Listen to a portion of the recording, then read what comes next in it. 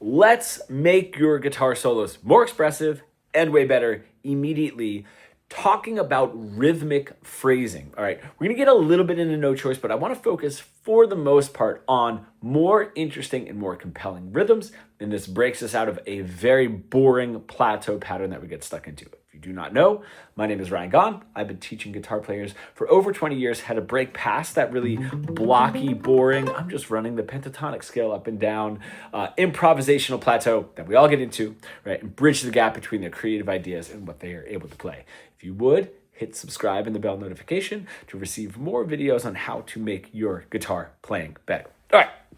We are going to get a little bit into no choice, but like I said, I'm going to talk about the rhythm of our phrases. So when somebody comes to us and they say, hey, it just sounds like I'm running scales up and down, right? I'm not playing anything interesting. And the thing is, we are at that point, and we want to reverse engineer what it is we're doing and why it is we're just playing those scales up and down. And a big part of that is the rhythm, all right? And if I take this rhythm, it's just, depending on how you're counting it, 8 notes. 1 and 2 and 3 and 4 and 1 and 2 and 3 and 4 and, right? So we wanna break out of that. And how we're going to do that is mixing up our note choices, our rhythmic note choices. So if I were to just stick to quarter notes, right? If I put a metronome on and I just do 1, 2, 3, 1, there is absolutely no way to make that compelling. I could start adding my 8th notes, which isn't, again, the most creative choice, but it's going to give me double the choices, you know what I mean? And because those quarter notes are the strong beats, it's gonna give me some weaker beat accents, weaker beat notes to accent, that's going to break up that super boring, super monotonous sound. So if I can mix up quarter notes and 8th notes, great. But if I'm thinking of it too much in even patterns, it's still not gonna help that much. An example, 1, 2, 3, and 4.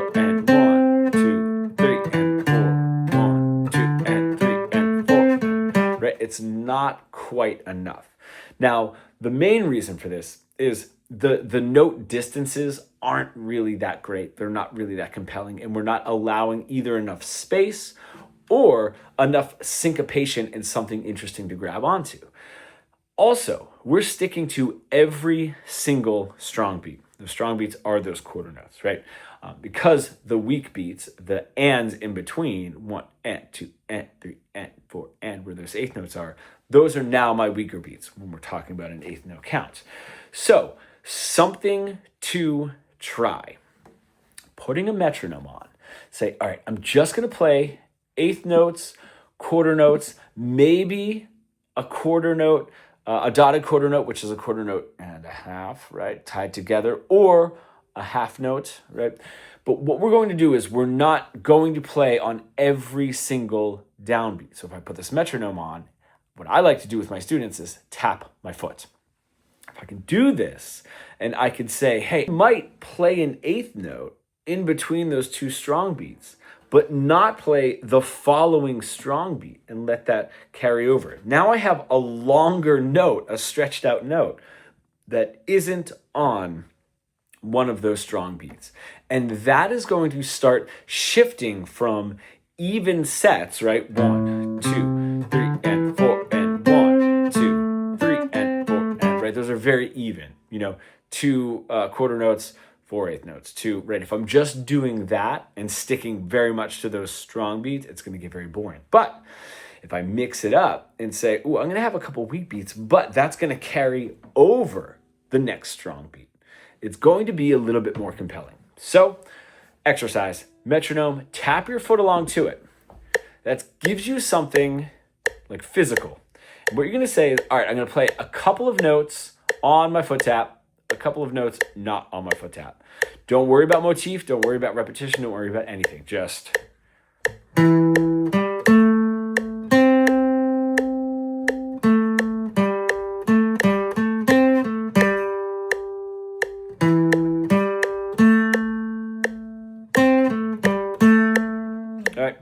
just trying that much. Does it sound awesome? No, we're getting somewhere though, where we're not just thinking strong beats, and even number of eighth notes, whether it's 2, whether it's 4, whether it's 6, or whether it's 8. That is that consistent even pattern is what is going to get really boring really quickly, even if we are, like the first examples I was playing, switching up quarter notes and eighth notes, perhaps some half notes, some dotted quarters, whatever it is. If I'm just continually thinking in these patterns of even numbers, it's going to get very boring. Now, what is really cool is if I break this down again into 16th notes, all right, I have a lot more options, right? But again, if I'm just going to think quarter notes, eighth notes, 16th notes, and think of these patterns evenly, it's going to get boring, right? So if I'm sticking too much to the even patterns,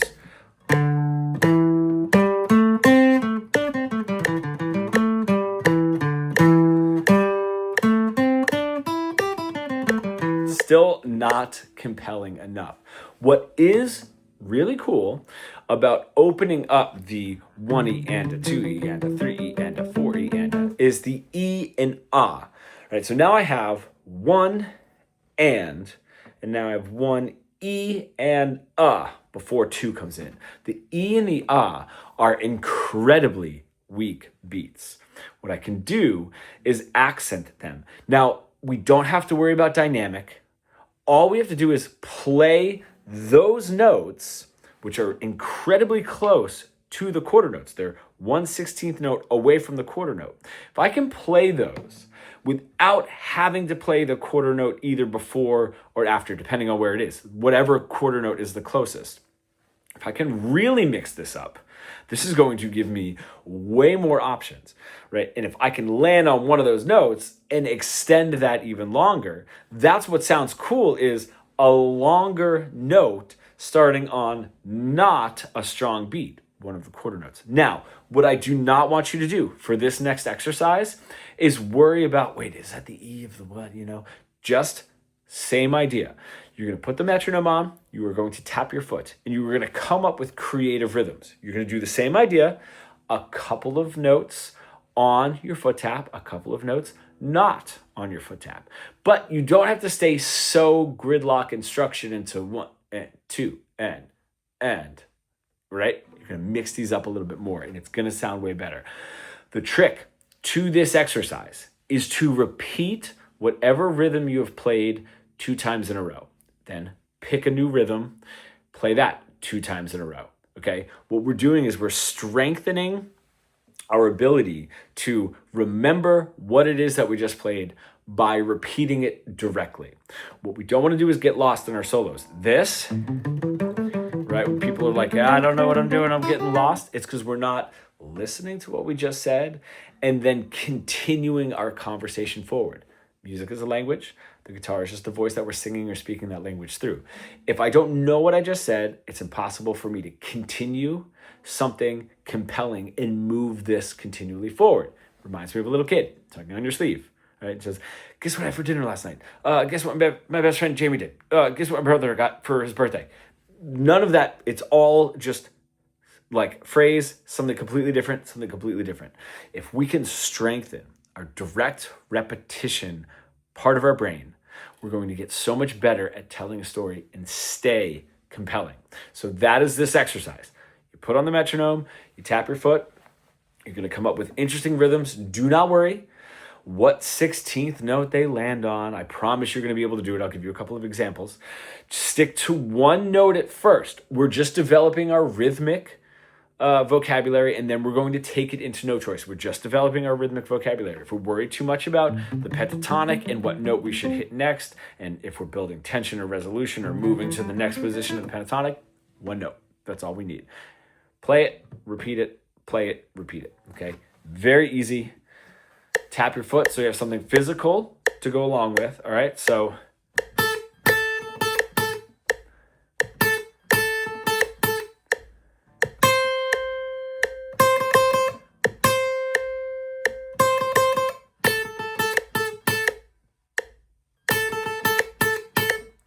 that's it. Now, just having those extra 16th notes are great because the rhythms are going to be more compelling. But again, you don't have to worry about, what was that? Wait, was that the E or the A or the and, right? You're just thinking foot tap, not on foot tap, and it's going to be more compelling just because you have those options. And if you listen to like 1, 2, 3, 4, having that longer note on the 16th note, one of the weakest beats, 1 E on the E, 1 E, right after that 1, and holding that out is what is really going to mix this up. That's like a rhythmic, I don't want to say secret, but a rhythmic, I guess, secret that we don't really know this early in our improvisational journey. That exercise alone can keep you busy forever. It may seem silly, it may seem stupid. I want you to do it, and I want you to do it a lot. Now, up until this point, we were really just talking about our rhythmic phrases, all right? And really allowing some space in there, so we know what those phrases is, what those phrases are, the punctuation in what it is that we're saying. Let's just get a little bit into note choice, okay? So I'm just going to take my minor pentatonic. If you don't know it, the spelling of that is below in a PDF, and it's 1, flat 3, 4, 5, flat 7. And then the scale starts over again. 1, or my root note, flat 3, 4, 5, flat 7, 1, and then flat 3 up here. If I can come up with an interesting rhythm, and I want to also give a call and response to that interesting rhythm, now I'm really starting to say something, okay? So how we're going to develop the call and response, and this is why getting that direct repetition part of our brain sort of primed and ready is really important.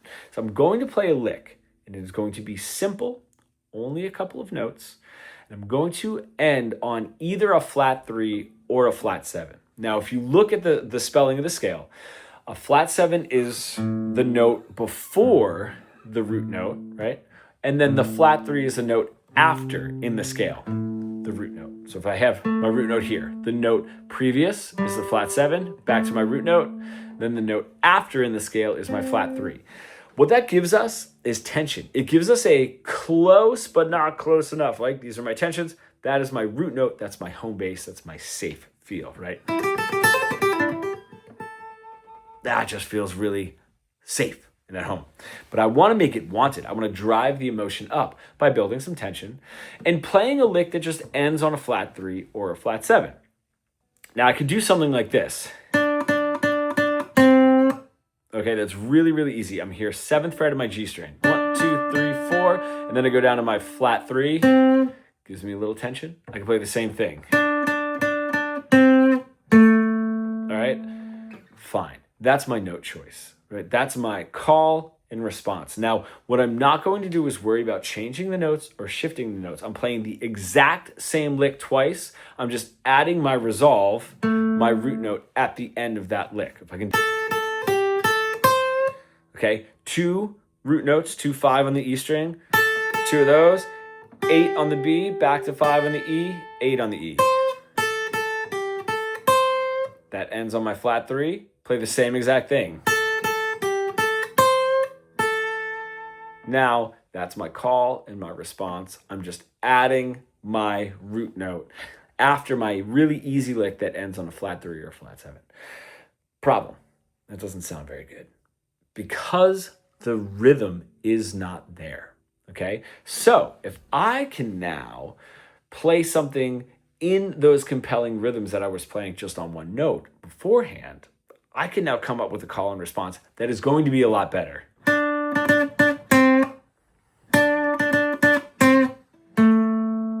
All right?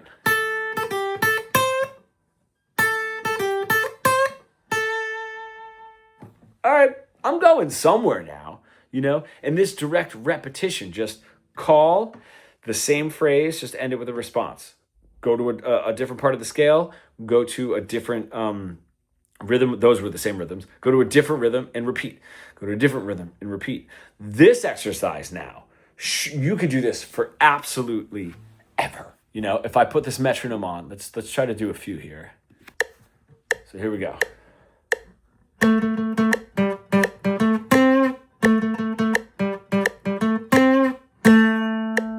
I'll do something easier.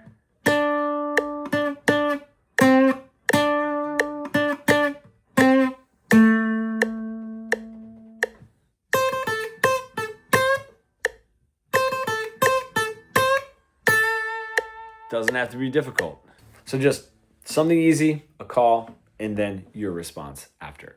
We can start making some changes if you feel comfortable. Now, what I sort of envision here is somebody saying like, hey, Ryan, are you here? And then I answer, yes, I'm Ryan, I'm here. Okay, and that would be like the...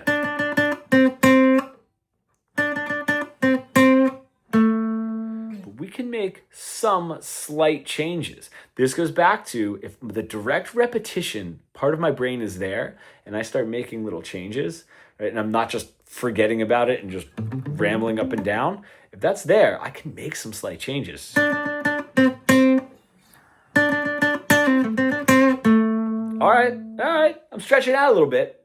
The call was there, and then the response was very much so the first few notes of that call, right, and went down in the same way, had a little pull off and hammer on, right, got a little loose with it, and then came back and resolved. Okay, these are the ways that we can do it, right?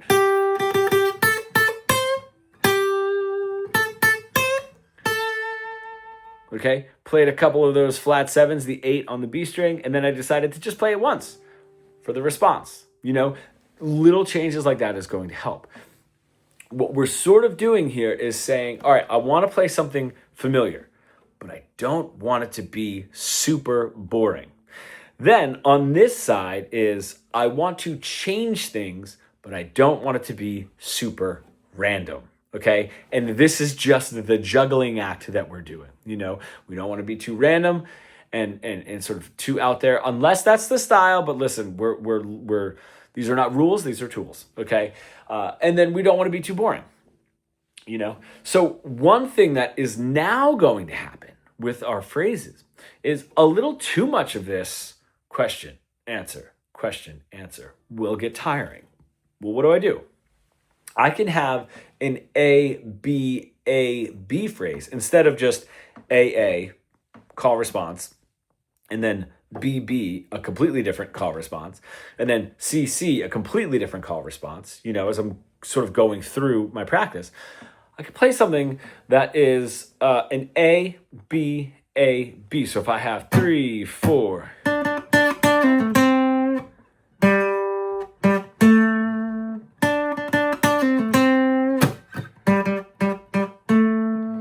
Okay, A phrase, B phrase, A phrase just a little differently, B phrase just a little differently, all right?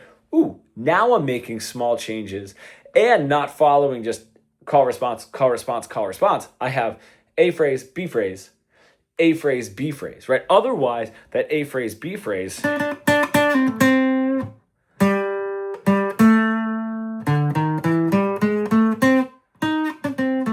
Now it's just starting to get a little random if I'm not coming back to the motif, right? If I play the A, B phrase and I don't come back there because those are not the same, if I don't come back to that A or B, then those two are almost like out of memory. You know what I mean? Because I didn't come back to them, right? If I have my A, I can now move on.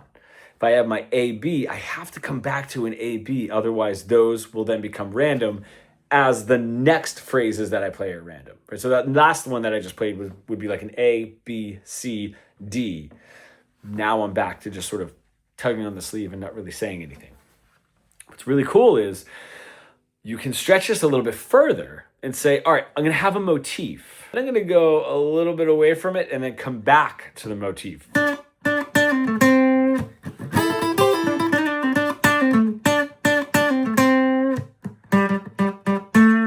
As long as I'm refreshing back to that motif, I can stretch out. That thing that I did in the middle was not part of the phrase, okay? Or stretch it out even more.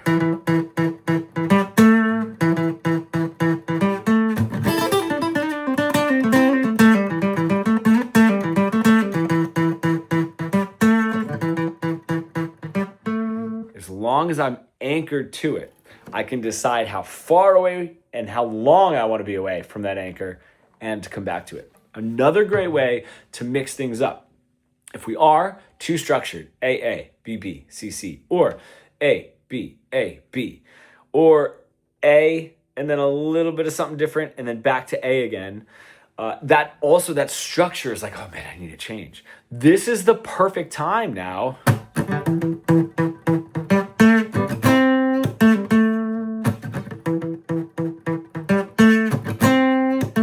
Maybe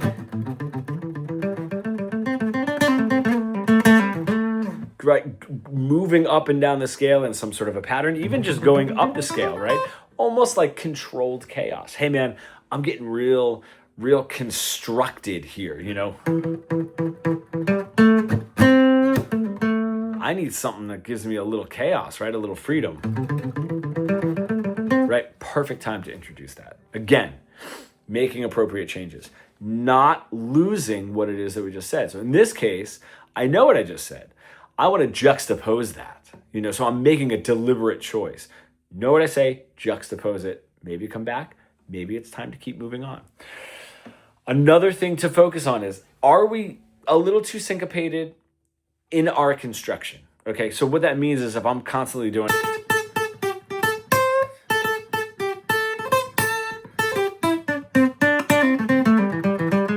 do I want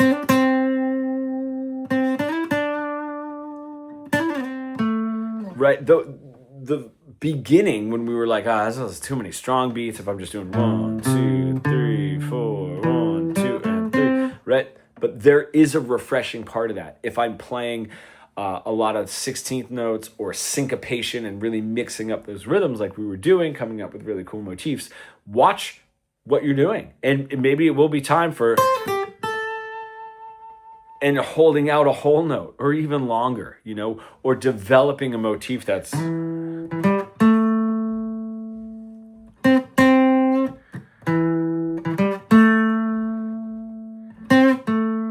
you know, just another way to mix things up. So don't get caught too much in the trap of, now I got to do all this, okay? If you find yourself getting lost, I call it a cul-de-sac. Some people call it a dead end. It has a little bit of a panic to it. I call it a cul-de-sac because you're kind of spinning right around this cul-de-sac and you don't know how to get out. And you revert back to this sort of, I'm not going anywhere.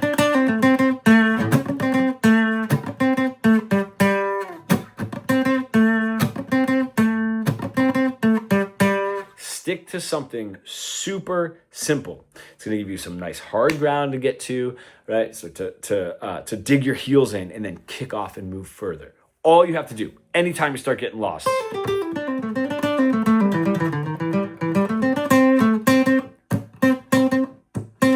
it's so deliberate and easy. That's the thing, is you're getting further and further away from deliberate and easy when you start getting lost and you go into a panic mode. It's almost like when you're talking to somebody and you're nervous and you're just like blabbering. Stop, slow down, take a breath, something really easy. Dig your heels in. That's a great place to now launch off from. So that's a great way to get out of sort of like a panic mode. So those are the secrets there at the end. If you have any interesting ways that you get out of your boring, repetitive guitar solos, I would love to hear that below.